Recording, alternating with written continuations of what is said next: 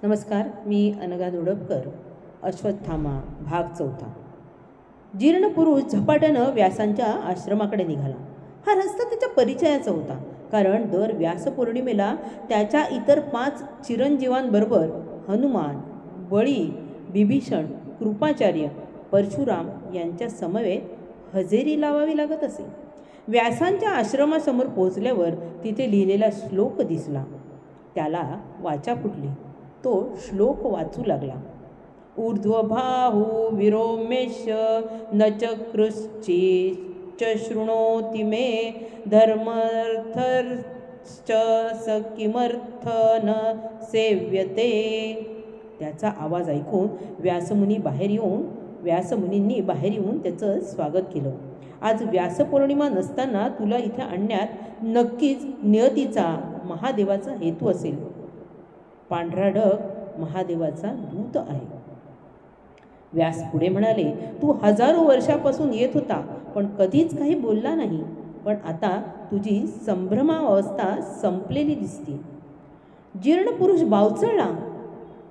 काहीच आठवत नव्हतं त्याला.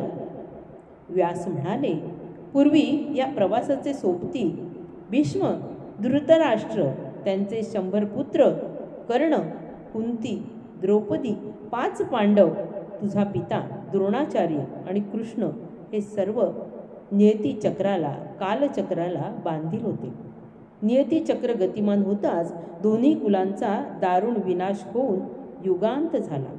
या सर्व नियतीचक्राचं आणि घडलेल्या युगांताचा एकमेव जिवंत साक्षीदार आपण दोघेच आहोत. त्यानं व्यासांना विचारलं, हे मला का आठवत नाही? कोण आहे मी? हे महर्षी, प्रवासात महाभारताबद्दल जे ऐकलं ते आपल्या रूपानं साक्षात समोर उभं राहिलंय. कृपया मार्ग दाखवून मला या संभ्रमावस्थेतून बाहेर काढ. मी खरा कोण आहे? त्यावर व्यास म्हणाले, प्रथम तुझे जन्मरहस्य सांगतो, ते ऐक. उग्र तपश्चर्या करणाऱ्या भारद्वाजांचं वीर्य पर्वताच्या दरीतल्या द्रोणात द्रवल्यानं तुझ्या पित्याची, द्रोणाचार्याची उत्पत्ती झाली. शर नामक गवताच्या बेटावर स्खलित होऊन शरद्वान गौतमांच्या वीर्यापासून तुझी माता गौतमी उर्फ कृपी आणि महाबलाढ्य कृपाचार्य ह्या 2 जुळ्या भावंडांचा जन्म झाला. द्रोण स्वतः अयोनिज आणि तपश्रेष्ठ. भगवान भारद्वाजाच्या आज्ञेनं शरद्वानाची कन्या कृपीशी द्रोणांचा विवाह झाला. अग्निहोत्र, धर्म आणि दम यामध्ये सतत रत असलेली कृपी आणि उग्र तपश्चर्या आणि व्रताचरणाने त्र्यंबकाची आराधना करून झालेला मुलगा, तोही अयोनिजच. जन्मतःच हाच उच्चैःश्रम अश्वाप्रमाणे ओरडला म्हणून अश्वत्थामा नाव ठेवलं गेलं. तोच तू आहेस. जीर्ण पुरुषाचा संभ्रम दूर झाला नाही. त्याची अवस्था जाणून ते म्हणाले, ज्या त्र्यंबकाचा तू प्रसाद आहेस त्या त्र्यंबकेश्वरी गेल्यावर संभ्रमावस्था दूर होऊन श्रुतीची कवाडं आपोआप उघडल्या जातील.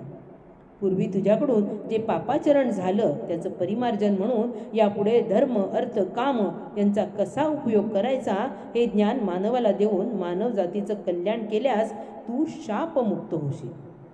तुझ्याकडून घडलेल्या महाभयंकर चुका सुधारण्याची संधी तुला मिळावी यासाठी माझ्या तपोबलाची शक्ती तुला देतो.